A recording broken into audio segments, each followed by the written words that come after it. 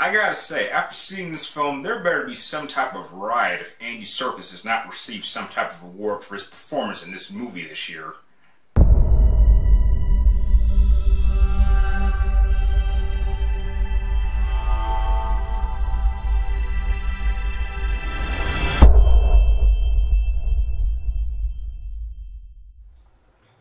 What's up again, guys? Brian here, 3TR, and here's my official movie review for Dawn of the Planet of the Apes. Now, in terms of cast, this movie stars the king of motion capture himself, Andy Serkis. It also stars Jason Clarke and Gary Oldman.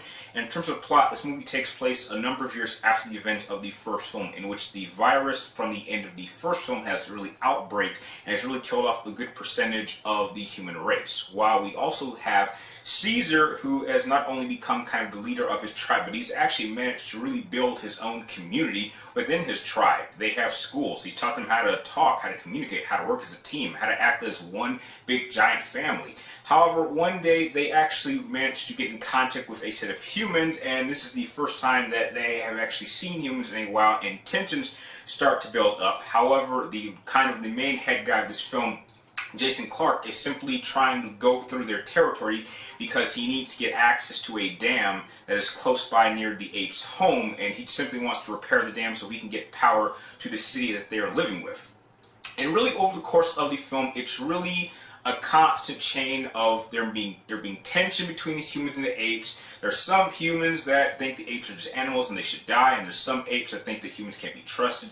And both Caesar and Jason Clarke's character kind of have to find the balance so that there's still a residing peace without there being an all-out war. Now, I have to tell you guys that I absolutely loved the first Rise of the Planet of the Apes film. I will even go so far as to say it was probably one of the best reboots to a franchise we've actually had in some time. And I have to tell you that if you really enjoyed Rise of the Planet of the Apes, then you're going to absolutely love Dawn of the Planet of the Apes, because this movie really elevated every single thing that you loved about this first film. Caesar takes so much more of a main role presence, in which I'm not saying he wasn't in the first film, but as in the first film we saw him develop as a character.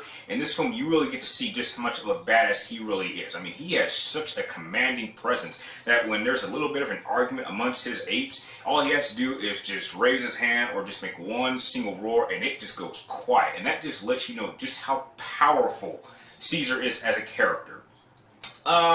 There's also a number of really good action scenes throughout the film, mostly towards the end, but I'm sure you'll see a good portion of them in the trailers, in which I'm telling you they actually go a lot longer than you would think.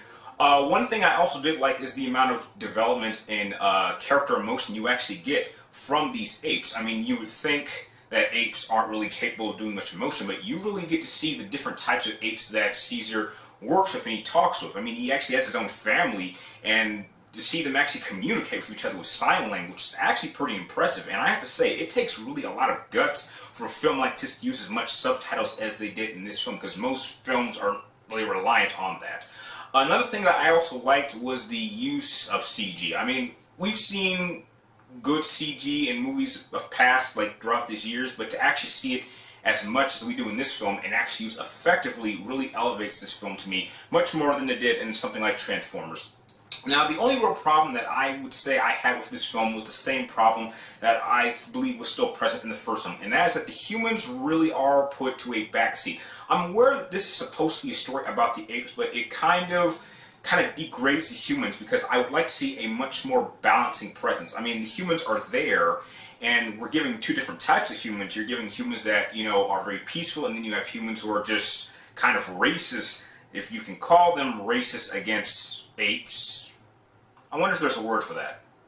Anyway, you're just really given two different types of humans, but you're not given as much time to really see what their beef is. I mean, you get to see maybe a couple of hints of what their lives used to be, but I really would have liked to have seen more of that.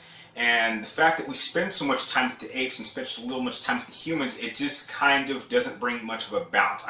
That's the only thing this movie was missing. It was simply balance between humans and apes. I know we're supposed to be focusing on the apes, but you know, I'm still interested on how the humans are dealing with, and the movie just doesn't do that for the most part. But I won't say that this is a serious problem, and it really doesn't hold much on the film itself. It is still a great film, and I would absolutely suggest you see this in theaters. I would even go so far as to say you should see this movie twice. And if I had to give this movie a rating, I would have to give this movie about an A-.